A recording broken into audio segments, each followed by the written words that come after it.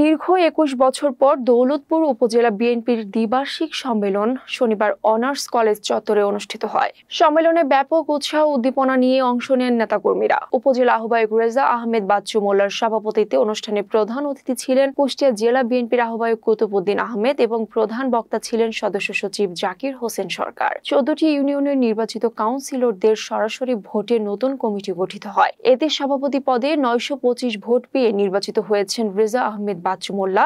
সাধারণ সম্পাদক পদে ৬৭৩ ভোটে বিজয়ী হয়েছেন বিল্লাল হোসেন এবং সাংগঠনিক সম্পাদক হিসেবে ৩১১ ভোটে নির্বাচিত হয়েছেন শের আলী সবুজ। মোট ভোটার ছিল ৯৯৪, এর মধ্যে আমরা ভোট পেয়েছি ৯৭২। রেজা আহমেদ বাচ্চু মোল্লা ওনার প্রতীক ছিল চেয়ার, উনি পেয়েছেন ৯২৫ ভোট।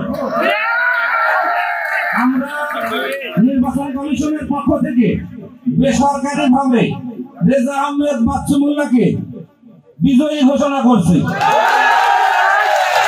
মোহাম্মদ বিল্লাল হোসেন ওনার প্রতীক ছিল মই, উনি পেয়েছেন ৬৭৩ ভোট। নির্বাচন কমিশনের পক্ষ থেকে মোহাম্মদ বিল্লাল হোসেনকে বেসরকারিভাবে বিজয়ী ঘোষণা করছি।